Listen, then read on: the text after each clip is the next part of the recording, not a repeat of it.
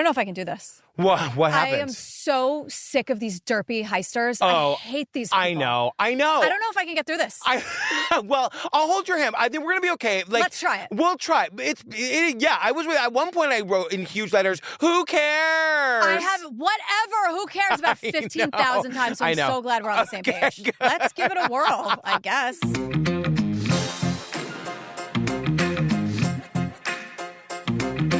Hi, Julian Benzavalli. Hi, Patrick Hines. We're on YouTube, and we're blowing up. We are. We're blowing up. We're like currently right this minute on YouTube. I know. Right now, what we're saying is somebody is looking at this on YouTube. Yes. It's wild. That's crazy. Isn't that weird? Weird. In the future and in the past. And the present. And the present. Fam, it's True Crime Obsessed Podcast. Go check us out. People are having a good time watching us. I think we give good YouTube. I certainly hope so. We do. That's what I hope. We're also like, I know these walls are really gray, but I promise we're going to dress them up. We've been working on this for a while. We're going to dress you up in my love, as Madonna used to say. Tell them about the DC. So we're also on Discord. Did I invent something cool? Never known as DC. Did I just invent a cool new thing? No. No. The Discord is super fun. We have all these channels where like talking about episodes and then just random stuff. And I'm always sort of giving people sneak peeks on what we're recording. Oh, that's good. Hey guys, I'm in my Fox Hollow prep today. Every now and then somebody will tag me. I'll get like a notification that I was tagged on Discord. I'm like, I don't know how to open that. Don't worry about it. I got you. Is it okay if I don't go in there very often? It's super fine. Okay, is it preferable to you? No, but it's also where we source like our AMA questions on Patreon and like we're just in there. It's just like a fun Grandpa's over in the Facebook group. Come find Gramps in the Facebook group. See if I'm having an app. You know what I mean? Yeah. Eating a Werther's original. Yeah, that's kind of what you put. You're like, I'm eating a Werther's right now. Werther's. Everyone's like, cool girl. Gets 10,000 likes. Wow. What are we talking about today? We're talking about it's called The Biggest Heist Ever. It's on Netflix. The Department of Justice announcing the arrest of 2 individuals in Manhattan this morning. Back in 2016, hackers broke into an online currency exchange, stealing 120,000 Bitcoin, which at the time was worth $70 million. But today, it's worth a staggering $4 billion. Federal agents seized the tokens from digital wallets belonging to husband and wife Ilya Lichtenstein and Heather Morgan. When you talk about the arrest of people involved in a $4.5 billion heist, you think that the criminals behind it are going to be these serious, hardened people. But in reality, the people behind this particular case, they are these wacky, cringy individuals who are posting these totally insane videos on social media while they are trying to pull off this incredible crime. I'm a motherfucking bad bitch. Go on, make me a sandwich. That was cringe. That was trash. I mean, here's what I'll say. It opens on January 5th, 2020. Like, we open at the end, so at least we know that these dingbat idiots get it in the end. Barely. I know. It's true. I mean, they stole $4.5 billion, these idiots. It's a Bitcoin thing. So, okay. We're talking about, we're with Chris. He's special agent for the IRS. He is so cute. But I want to know about his upbringing. Why? Because he's so like what's the word? He's so type A, the nariest smile on this guy's face. He's very annoyed about all of this, which I appreciate. He is, but like in the juxtaposition between him and these 2 idiots that steal the $4.5 billion, like they're out there making rap videos and like going to dinner. I mean, that's very generous. I'm like, I love Chris. I'm really into him. I just wonder, like, I know that he has had fun. I just wonder what that looks like for him. What does fun look like for Chris? Well, he investigates cases that have to do with money laundering. Yeah. So he's like, like child exploitation cases. And I'm like, oh shit, of course. Yep. But like he sees a lot of shit. And a lot of the stuff I think is to the layperson like myself, like kind of boring. But he loves it. So I think his fun is his work. I think that's true. I want to know more about his upbringing. That's all. Like, was he like in the marching band? Was he on the soccer team? I'd go soccer over marching band. If I'm guessing. And you know me, I think a marching band is super cool. Me too. So it's the 2016 hack of Bitfinex, whatever. $72 million worth of Bitcoin was stolen, and the exchange was based in Hong Kong. Yes. I once met a lady in the playground who tried to get me interested in crypto, and I really wanted to. Like, I wanted to understand it. What did she say it was?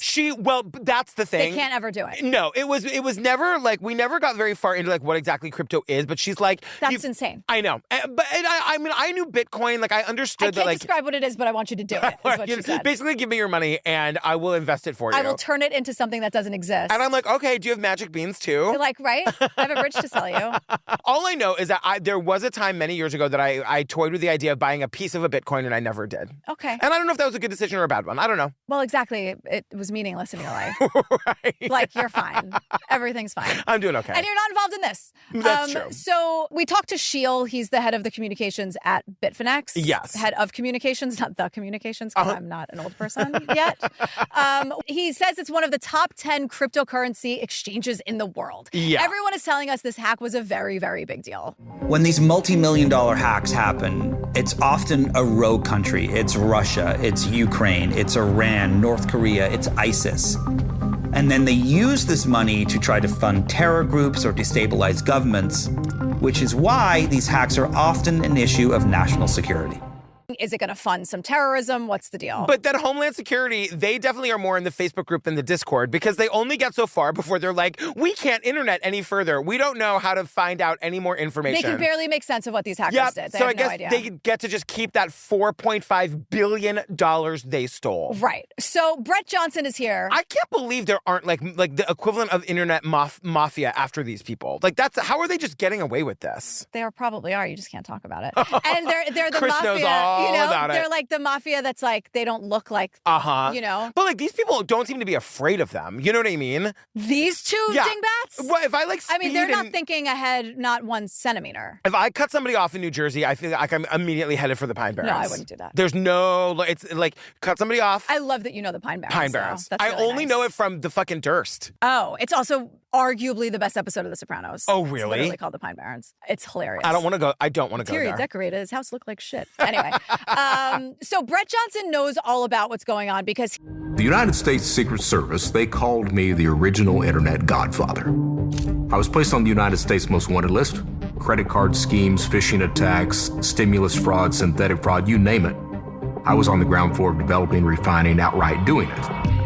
He wants us to be so impressed. He wants us to think that he is the coolest. He's going to say, I invented cyber hacking. He's going to say, like, that was him. Yeah. He did it. I don't think there's a single thing that is impressive to me and from anyone. Maybe IRS Chris, because it's like he's getting to the bottom of shit and he's like getting the people who are exploiting children. Like, yay, that's great. And like, let's not do terrorism. But everything else, I'm like, oh, cool, you hacked it. You learned how to computer better than me. Great job. I've had my identity stolen. This is old news. You know what I did? Marching band. Like, and that was fucking fun. I don't care. I called up Chase and they were like, don't worry, girl, we know it wasn't you. I know.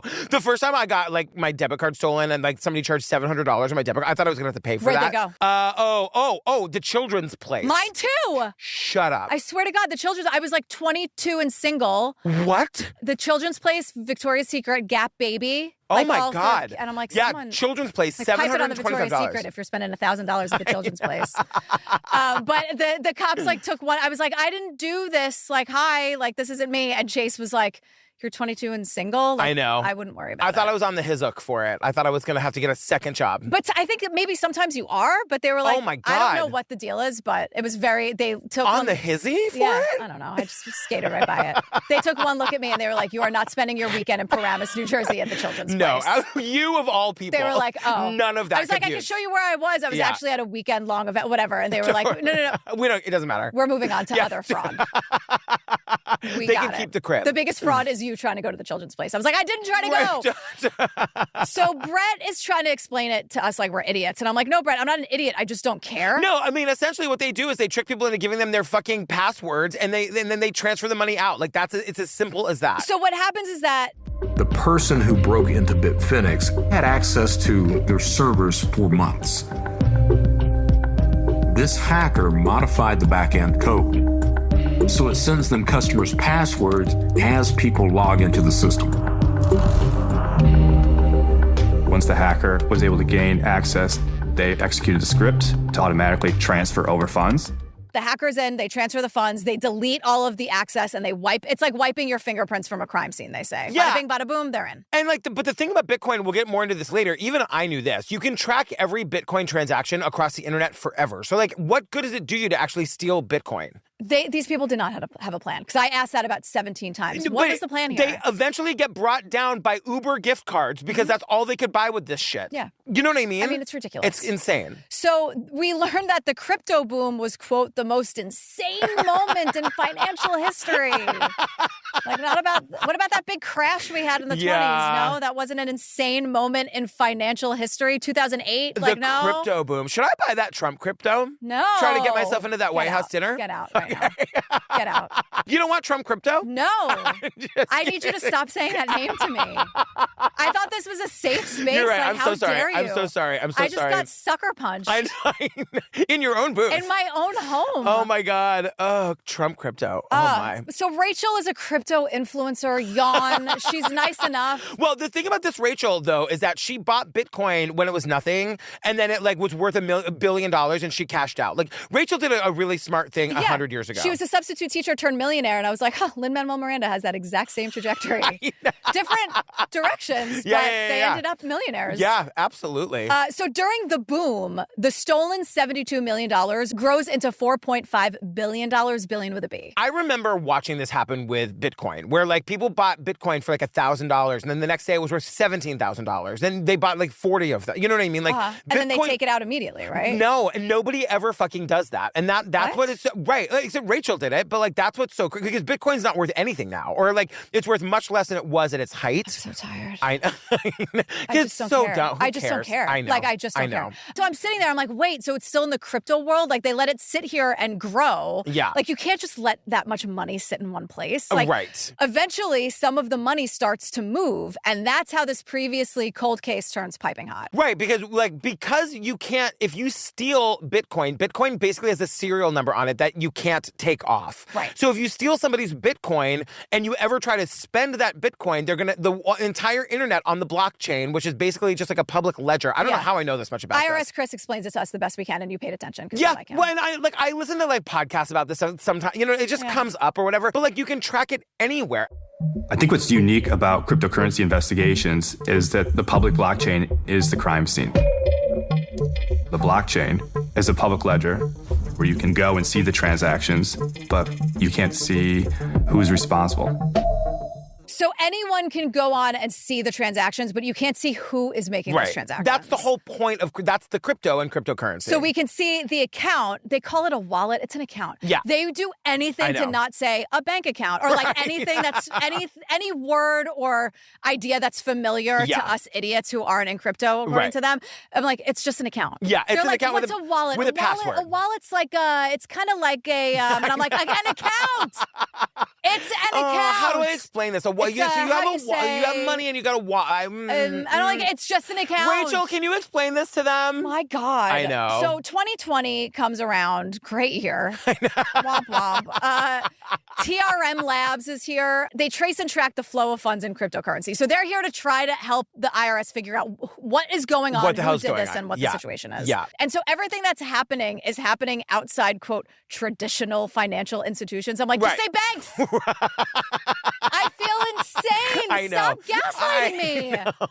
I'm not defending big banks, but just say what they are. I know. It's true. It's so weird. It's a bank, but it's online. Right. My God. Look, you're nailing it. Oh my God. I'm sorry, fam. I'm shifting all around because we're still getting used to our new space. It's a little tight in here. But now I'm sitting crisscross apple. That face was not you. That was just this. No. I know. So the money is moved to Alphabay, which is the eBay of criminal goods and services. It's a way to launder money, basically. Yeah. So this makes it very hard to, follow the money and see where it goes, which is how you solve this kind of shit. Alphabay broke up the trail on the Bitcoin blockchain. So think of it as you walk into a bank with a $100 bill and you go out to the ATM and pull out a different $100 bill. If you were following that first bill, the serial numbers, you'd be following the wrong trail. And so a darknet market like Alphabay can be a black hole for information for following the flow of funds. It's like used for trafficking drugs and laundering cryptocurrency. Like, that's exactly it. So back in 2017, the government shuts down Alphabet. Yes. And now people like IRS Chris can look through all of the transactions, but there are billions of them. Yeah. And you can't really make sense of it. And Alphabet is a place that you would go and dump your Bitcoin into a mixer and get spit out somebody else's Bitcoin. So it was another way of keeping the Bitcoin even harder to trace. Disgusting. But they shut it down, thank God. So now they can trace all of that back, and that's how they start to figure out who stole this money. So they keep seeing two people show up over and over and over again. Ilya Lichtenstein and Heather Morgan. Yeah. Two of the most annoying people I've ever had the displeasure of coming across. Herbs doesn't even come close. Yeah. We're going to learn that they lived in our city, and we probably were on the subway with them at one point. Maybe. Can you imagine? Every Herb we've ever called a Herb is like, hey, don't let me in with these dingbats. I know. Well, but that's the thing. The authorities go through Heather's social media accounts. She's got like thousands of videos of her like just being like trying to be an influencer. And they're like, there's no way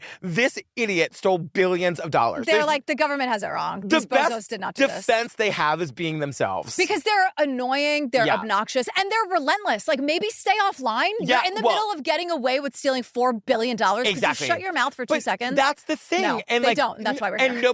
And nobody actually wants to do that. But they're saying what's great about her social media is that you can see every square inch of their apartments. You can actually start to catalog things. Like, are these the kind of people who could afford that furniture? Is that a fancy bottle of champagne? Like, what do they do for work that they can afford that? So stay stupid, everyone. I just don't always want to have to see it and hear it. No, yeah. And neither do the guys on the case, because they're like, believe me, it was a nightmare. Yeah. Like, we had to watch and really pay attention to thousands of their videos. It was the worst. And the videos are not well made. Aaron is not involved on their team. You know what I mean? And it's just so like, nothing is genuine or authentic. Yes, so it just reeks of desperation. It's and I'm true. just like, I'm not watching anything real here. No, and so now we start to get like backstory. We meet like Miguel, Heather's college roommate, and like they both studied international relations and economics. And like he's saying she was always looking for the next best thing. We got James who's here, but he won't be interviewed on camera. He's too scared.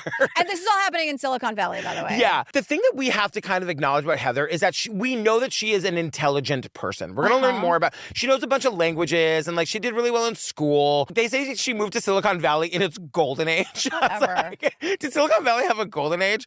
But they're like when people could go from nothing to billionaire overnight. Right. And so there's this group called 500 Startups, and they found, you guessed it, 500 startups to invest in. I gotta say, there was a time I was there was a podcast called Startup, which was one of the first Gimlet podcasts. Oh, yeah. And I was really, really into it. There's a bunch of these podcasts about entrepreneurs trying to get funding for their idea. Like Shark Tank. I love this. I'm very, very into it. Yeah. And so the whole idea. And the idea was that these investors would find 500 different startups to invest in. And if they were lucky, one of them would be the next Facebook. Heather desperately wanted to break into this fold, and she tried all these different approaches to try to get in.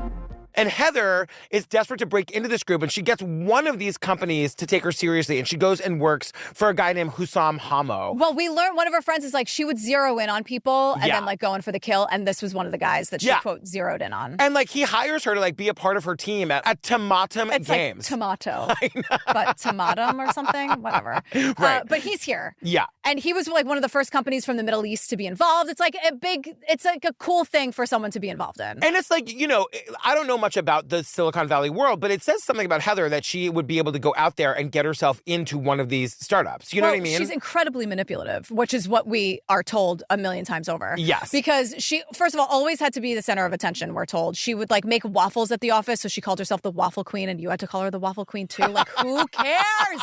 But one of her friends, Hussam, says she was really good at identifying people, figuring them out, and then pursuing them to close deals. And I'm like, is that good business, or is that just being manipulative, or is it both? I think it's definitely both. Like, I think there's a reason why people are like that. She's definitely manipulating her partner in crime here. Yeah. 100%. No so question. I think she was like, I'm sorry, finding men in Silicon Valley being like, can you tell me more about your startup? And like being interested in what they have to offer. But she also speaks 5 languages. Like she's a very intelligent woman. 100%. Yeah. I think she's using all of that Totally. for not maybe, or just like to get herself up in the world. And then I'm sitting here like, fuck yeah. Like use what you have to get into this man's world and kick that glass ceiling or whatever. Yeah. But then you learn what she did with it. Well, and you're and like, that's the you thing. wasted it. Right. all. But all of it stinks of Elizabeth, what's her name? Elizabeth, the Holmes. Yeah, all of it, like, stinks of that, where it's like, Elizabeth Holmes, if you had used your power for the forces of good, right. You know what I mean? We could have really actually used that therapy. Like, go make that be real, because we need that. Right, like, maybe it could have been real if you weren't such a dick about it all. Yeah, but it feels weird to only...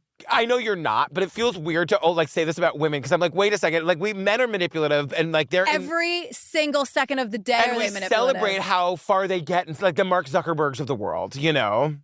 Which one of us here is celebrating Mark Zuckerberg? Neither one of us, but I'm saying the world does, you know. He stepped over. I mean, the Winklevi. Hello. Yeah, totally. So, you know, like he lied, cheated, and stole his way to the top too. And also, like, this person just sucks and happens to be a woman. You know what I mean? Yeah, and people are just saying, like, you know, she's being manipulative, but at the same time, it's like she's using what she has. Yeah. Being a woman, a young, smart woman in Silicon Valley could not have been easy. No, absolutely not. Don't make me defend her. I won't. I will not. Ilya, the other guy, the other one that the FBI now thinks is behind this hack. Because, like, Heather and Ilya are the two people that they're looking into. They meet because he's a mentor in this 500 Startups program. He was a founder of a company called MixRanks, which does something with internet ads I don't really understand, but is actually very successful. It's a giant database of ads. Right. Like, but everyone is saying, but like this company of all the companies out there, like this one seemed like it was really going to make it. Speaking of Shark Tank, Mark Cuban was an investor. I saw that. Mark Cuban was on Shark Tank. Yeah. And also owns the basketball team. Yeah. Probably going to run for president.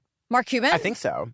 God. I know. He was like throwing his hat. Like he was getting good with Kamala. We'll see. Oh, God. I know. So Heather calls Ilya Dutch, and no one really knows why. Yeah. But we learned that Ilya is really pursuing Heather, and she wasn't into him romantically, and then eventually she was. And I'm like, okay, there's manipulation here. I get it. Yeah. So MixRank, this ad, this like giant database of ads, and I'm like, I'm asleep. Am I sleeping? Am I talking and sleeping? I thought this was interesting because it's doing really well. It's having like crazy success.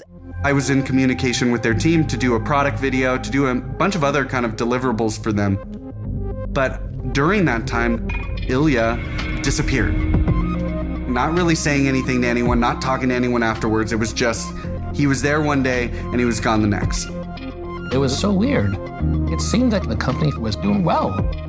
2016, he leaves. So nobody knows why. Yeah, they're getting more employees. Yeah. Like they're like the business is booming, bigger offices. Like they're growing in ways that you can see and that you can't see. And then Ilya just like bails. And we'll learn later that this happens to coincide with when this hack for the $4.5 billion was done. Right. So that's why. So in 2017, these two bozos moved to New York City from San Francisco. Yes. And they aren't super rich. And I'm like, because they can't be. The stolen funds are stuck. So they've got the $4.5 billion in the bank, but they can't access it. And I'm like, did you not realize this? Like, what was your plan here? Right. These are two smart people who are doing these startups. They know how this world works. They know how to hack it. Right. But they don't know how to get the money out of it. My thinking is that they worked backwards. They were like, we know how to hack. I bet we could hack this Bitcoin company. Let's see if let's see how much money we can get. So they get all this Bitcoin because they're good at that part of it. But now they're like, oh shit, now what do we do? Because the other thing too is hack it again. Well, are they living in fear? Because now we've got this money we can't spend, but now we've got the money. I don't think they're self-aware enough to have fear. Yeah, right. And that at least would be better if like they were looking over their shoulder all the time, but it feels like they are not. Yeah. Heather had Salesfolk, which is a startup about improving your cold email technique. Yeah, and so we'll learn later that this company, like, she's working on it, but like, it really is just it's like a front company that they're going to try to launder some of this Bitcoin money through. Right. Martin is here. He's Heather's intern, and I'm like, intern. I know. He tells us, Heather was elegant. She was professional. She was very well versed in the industry. Yeah. And he says, at first, I was just managing her social media. Uh-huh. But after a few weeks, Heather introduced RazzleCon. RazzleCon. She thinks she's rapping, everyone. She's trying to rap. She thinks she's rapping. And right. I just have in my notes, someone help me. She thinks she was inspired to create this alter ego after interviewing Awkwafina. Well, she was burnt out at work. I was like, doing what? Do you work in the pit? Burnt out at work? Doing what? I know, doing what? So yeah, she met with Awkwafina. Basically, she said that Awkwafina is much more confident and more shameless than Nora. That moment definitely solidified this idea to pursue an alter ego. Awkwafina basically told her what an alter ego was. Yeah. She had invented it. And so she's got this company, but she's never working on the company. She's only making her rap videos. She's so burnt out. And this guy makes this video for her called I can't even, Versace Bedouin. Whatever. It's so, like, it's supposed to be rage bait, right? Like, it's so bad. It's so bad. And, like, that's the point, right? I need that to be the point because I'm falling for the rage bait. The thing about it is that she's a billionaire. She's got $4.5 billion in the bank, but she can't spend it. Here's a question for you. Is she a billionaire then? Well, I mean, the thing is, they're going to find ways to launder enough of the money to live really high on the hog. Yeah. But, like, that's what I'm saying. They had to know that eventually they were going to get caught. Right. You know? Like, were they just going to have fun for a few years until it all came crashing down? I do think that they had a shadow of an escape plan that they just didn't put into effect fast enough. There. You know what I mean? Yeah. Because we're going to learn that she's out there making rap videos, having all the fun. No one ever sees Ilya. And I think that Ilya spends his entire day and night trying to figure out how to get to the money. Yeah. I think that's why we never see him. I think that's what he's doing. Yeah. Her whole life is about the rapping career, which I say very loosely. It's an insult to the art form. Well, they upload it to you. She's like, let it just do its thing on YouTube. They upload it to YouTube. She's expecting 1 million views. It gets like 200 views. And every comment is like, this is terrible. You should stop doing this. Girl, this is not where your talents lie. Like, everyone hated it. Even Martin, the videographer, was like, this is bad. Right? I'm not even going to tell my parents about it. No, and like, so people who are paying attention to Ilya and Heather's lives are like, wait a second. We see this fancy apartment they live in because we see the YouTube videos. We see like they're going out to dinner all the time. Heather is writing for Forbes and she's making maybe $100 to $150 per post. And then at the same time, Ilya creates a new startup and he calls it NPass. It's unclear if it's making money, and yet they seem to be living a life of luxury. Her main focus is this Razzle Khan character. How do they have the money? How does she have the money to be producing these videos? Now, meanwhile, Ilya has yet another startup called NPass, which is hilariously about protecting your cryptocurrency. Exactly. The safest and most convenient crypto wallet. Right. Ilya. Right. So, and even I think it's IRS Chris is like, look, they weren't like Pablo Escobar or anything. No. But they were traveling a lot. And he's saying, I know from my own experience, if you have to ask the question, it's probably about money laundering. Right. And like, they are living beyond their means, but like, by way of always traveling and only flying in first class. Yes. So, but they posting about it. Right. But like, still, they weren't living in like, what's the fanciest Hampton? Bridge, Hampton, Southampton, whatever. East, it's not like West. It's not like they had a $50 million estate that they were traipsing around. Like they were just like always in first class. But and they're like, first class is kind of the equivalent to that. Like if you're traveling all the time and you're like flying like Emirates in their like shower suites, I guess. You know what I mean? Yeah, where it's like an apartment, like a small studio apartment. Totally. And the point is, where the hell's the money coming from? Right. So what's happening is that Heather and Ilya are hiring fake employees. That's the only reason they have these other companies, so they can fake pay people. And paying them in Bitcoin. And paying them like $1 million a year. So they're starting to launder money by like, and this person won't exist. So it's a fake payroll with fake people and fake accounts, wallets, whatever you need, whatever helps you. Whatever phrase is most comfortable for you. Or they were hiring like fake marketing companies and paying them for their services, but the companies don't exist and the services weren't being rendered. Yes. So we meet Dyron Sutherland. Oh my God. He's Heather's friend and musician. The first song they did was High in the Cemetery. And I'm like, Mr. Sutherland, if I may, you know this is terrible. I know. Even now, he's not backing away from that. Like, even now, he was like, this was the coolest thing ever. Well, because what he's saying is... She was showing me she could splurge money. She exposed me to that rich life that I never had. She can pay for what I needed. Like, if I needed jewelry, if I needed some clothes, telling me money's not an issue. And I'm showing her like, hey, I got the parties, I got the clubs, I can get us on the VIP list. She's got a $2,000 cat. He's like, I want a $2,000 cat. He said, she exposed me to the rich life that I never had. She was buying him jewelry, buying him clothes. He goes, she was buying me what I needed. I was like, yeah, like when you needed all those diamonds. You needed the diamonds? Some people just have fancy taste. I guess you know what I mean? Or else they die. Diamonds are a girl's best friend. It's true. She's telling everyone that Ilya, or Dutch, because she calls him Dutch and no one knows why, is this big stock guy and he's closing these multi-million-dollar deals. Because all their friends would spend time with them and be like, he's never around. Like, where is he? And then it's like, are they together? Like, we're not 100% sure what their relationship is exactly. Like, some people say it was just business. Other people say that they would like hook up sometimes, but it wasn't serious. I want to like know more about what his life was like during this time. Because I feel like he's in his room drinking Red Bull and staying up 19 hours a day trying to get this money out, trying to figure it out. Yeah, being locked in, as they say. Yeah. let's learn a little bit more about Heather. Yes. She grew up in Chico, California. Her former classmate calls it a redneck area. Those are not my words. Those are his. The point is that she didn't come from money. No, she was an outcast. She was smart. We meet Ilya's childhood friend, Zach, and he's like, Ilya grew up in Greenville, Illinois. Like, he was in some program in high school called the TREE program, the Technology-Rich Educational Environment. Yeah. Gravitated towards computers. I was like, oh, nerds. He loved the board game Risk. He was very big on pulling one over on his opponent. I'm like, I see where you're going with They this. were in a board game club. I was like, boys. That is so fun. Even the marching band were like, you guys are nerds. Board game club? That would be so fun. Board game? I guess. It would not be for me. I was like, does not... it have to be games like Risk and Civilization, or can we play Monopoly? I will say Risk is a really fun game. It's super fun. Risk isn't like, I'm really good at Risk. Yeah. It's not like that, like the Cones of Mordor or whatever. Right. You know what I mean? Ben Wyatt. Oh, are you the, what do they call Codes of Dunshire? Yeah. Are you the, what do they call him? The guy who invented. It's like the master. You're like yeah. Oh my God, that episode is amazing. I love that my kid, Daisy, desperately wants to be in the math club and the chess club. Great. How amazing is that? I love. We had her parent teacher the other day. Her math teacher was levitating with how much Daisy loves math. To see a teacher so excited about a kid so excited about math was wild. That's so great. It's really great. Signed, a girl who was always told how terrible she was at math, because she was terrible at math. I can't imagine that. So like when I hear that, I'm just like in awe of it. Yeah. I'm like, she's good at it and she likes it. And like, she that's loves incredible. it. And you know, the reading and writing, like she's severely dyslexic. So like that is so hard for her. Yeah. And so I think because she's good at math, like she loves it because it's like a thing that's like easy for her. It's like in Mean Girls where they're like, why do you like math? And she's like, because it's the same in every language. And they're like, that's beautiful. Also, Ilya loved to quote Austin Powers, like nerds. Well, nerds. And this guy is like, he sought power. He loved Risk. He was always quoting Dr. Evil. And I'm like, can we stop? And this is where we learned that Dutch is actually a character from a game called Red Dead Redemption 2. You lost me. I'm lost. I'm back to marching band. This is a very, very famous game. It is? Yeah. I don't think anyone else picked up on this, but Dutch is a character from a game called Red Dead Redemption 2.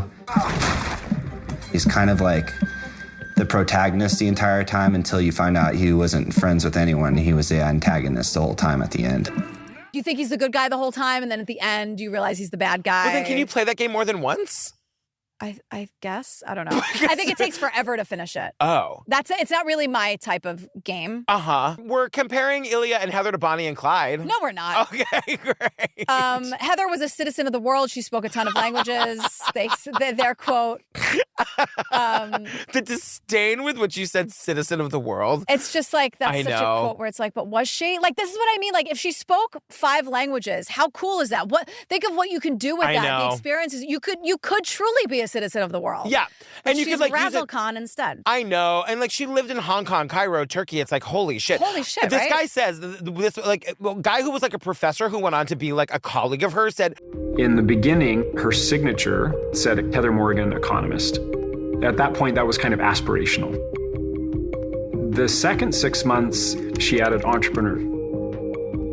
The very final email I got from her in 2013, she was economist, entrepreneur, and hustler.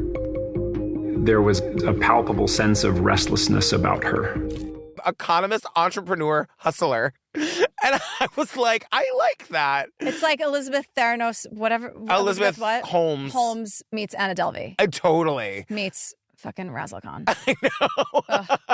But she knew a lot about hacking, specifically social engineering hacking. And that is a fancy word for like when you would pretend to be someone else to get the person to give you a password. So you'd have like audio of a screaming baby in the background to create urgency and be like, please, please, please, my mom really needs this. Oh my God, my baby. But that's what hacking really is. We think that hacking is like a guy in a dark room and like a black suit and like not always. No, hacking is like convincing people to give you their passwords out of like making them think a baby is dying. Yeah, or you're just like, I mean, I've told the story a million times, but my grandmother used to get phone calls all the time where they would know that she's old and hear that she was old and be like, oh, hi, how are you? Like really nice and be like, did you know that you owe X amount of money and like we can make that go away for you right now. So all you have to do is, I'll hold tight while you get your purse. I mean, they're like the patience. I get the guys from India screaming at you about your back taxes and I'm like, what the fuck? I know. We will come to your house right now. And I'm like, no, you won't. I know. My accountant's awesome. Gail has my back. Trust me, I pay my estimates. I'm good, girl. Oh my God. Don't fucking yell at me. Or now I get these calls where it's like,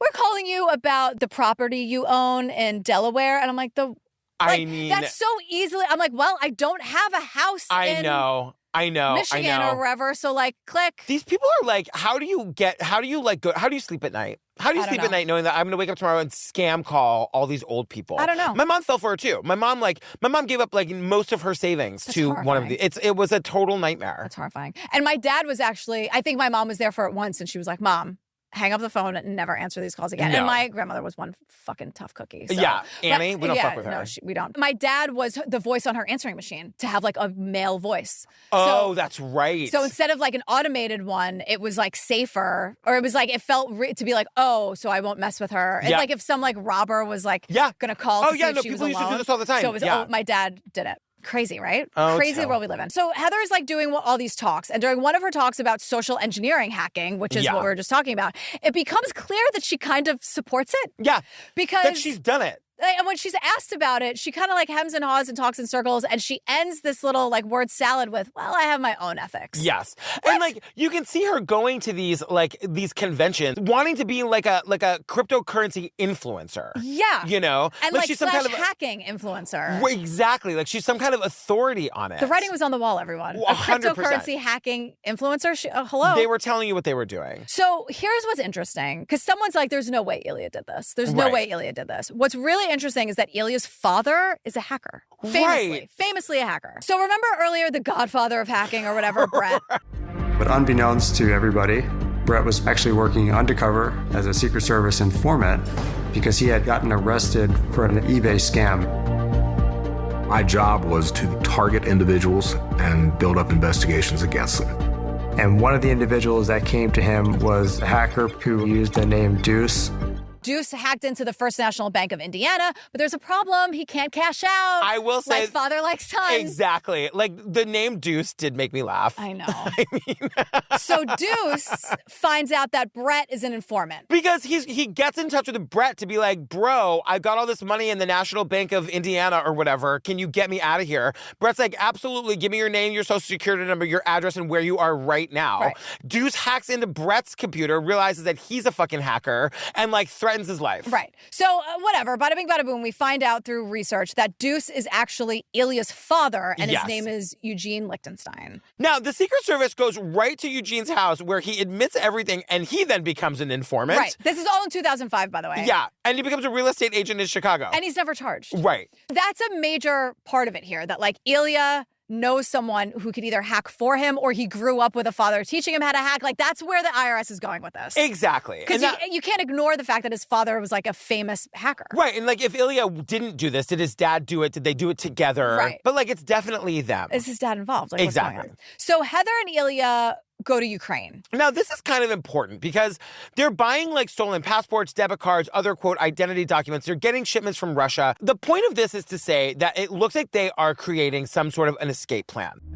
When they were in Ukraine, they were trying to set up places to be and live. And my belief, and I think the belief of federal authorities, is that that was their escape plan. If they get busted in the United States, they can go to Ukraine, get into Russia, which does not have an extradition treaty with the United States. They can get the money out there and live like the fucking Russian oligarchs who do this every day. Right. So everyone's like, well, why didn't they just go to Russia then? Right. Like, Ilya's Russian. They both speak Russian. They could have all their money tax-free. Like, why didn't they just go there? And this is one of those things where I don't know how much they knew. Like, I don't know. Like, we know a lot of what they could have done because smart people are telling us. Maybe Ilya and Heather didn't know this. But then why go through the hack? It just seems so silly to me to go through everything it takes to hack and like all the risk and then not be able to get your reward because it's stuck online and then not know where to go next. Yeah. Well, because what they do, instead of just getting on a plane and going to Russia, they get married. It's 2021. These idiots are getting married. Everyone was shocked.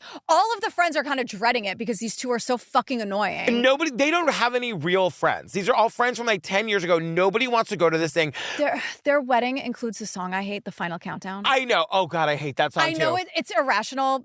Mike can tell you I hate it so much. I know I just can't stand it. I know it's a me thing. Yeah, but I was yeah. like, of course. Well, that's not the only song their wedding has because Heather promises to drop her new single at the wedding. Well, first of all, it looks like they're in like a hybrid warehouse/conference room. Yeah, right. She's, quote, rapping. Right. She's appropriating cultures. All the lights are on for some reason. I know. They're like overhead fluorescent lights. It ends up being a Razzlecon concert.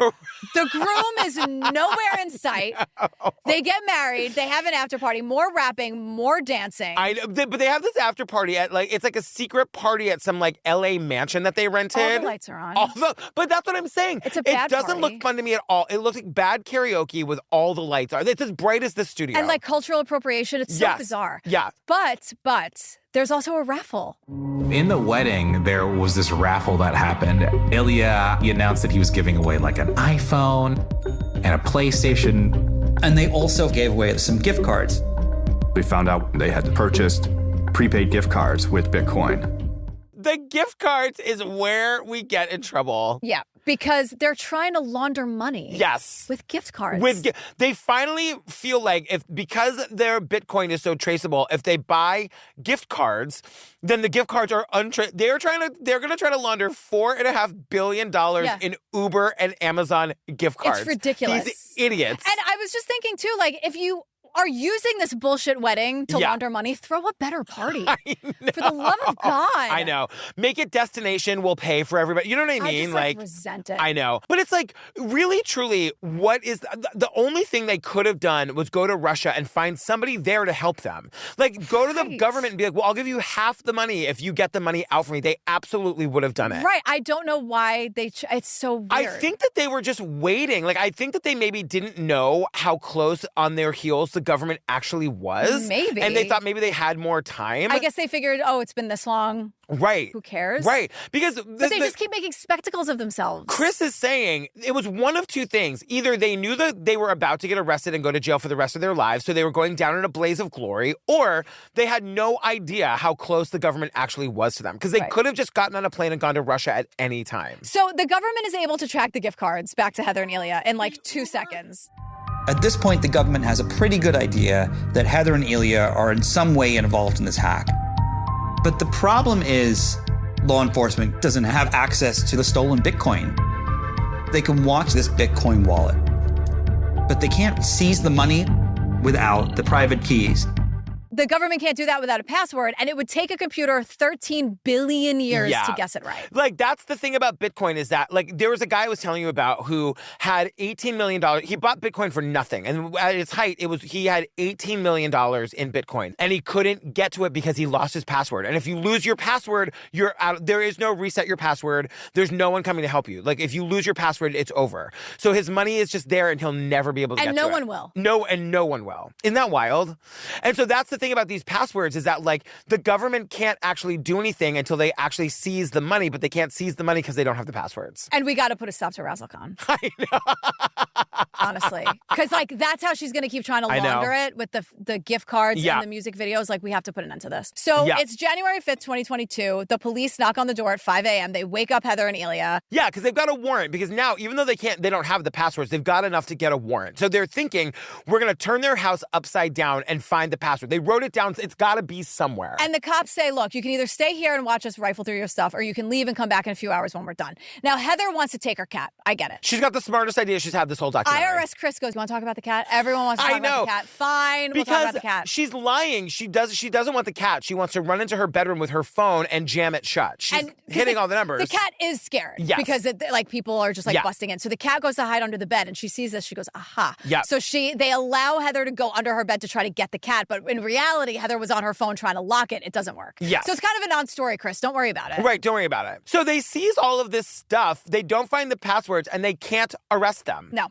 So after the search warrant, these two really could have gone anywhere. Yes. Because they know the cops are on their tail. They know the IRS has them. They could go anywhere, and they go nowhere. And Chris even says if they don't want to go to Russia, there are plenty of countries they can go to that have non-extradition treaties with the United States. They could have gone anywhere. Now, the best place for them to go, like we said, Russia. Yeah.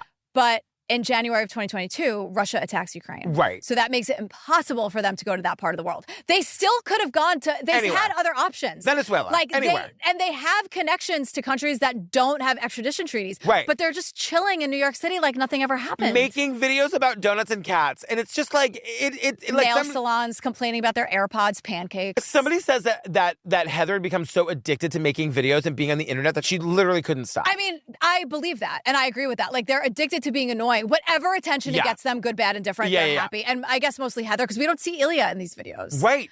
He must still be in his room trying to get the goddamn money out. Like, that's what's happening. So IRS Chris is here to bring it all home, and he's like...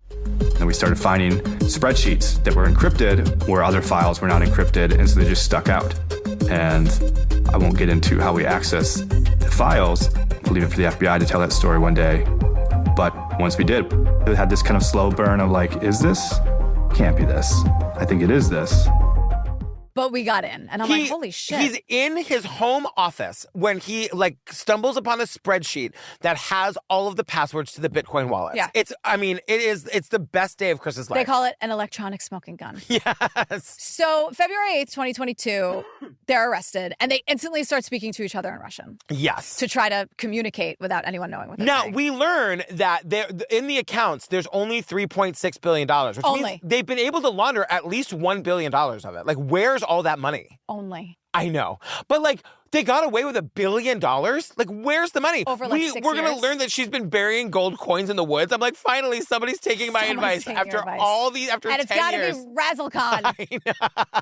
So it's all over the news, right? And then and now the narrative is turning into but did they really do anything wrong? Like, they stole a bunch of fake money. The Bitcoin bros deserve it anyway.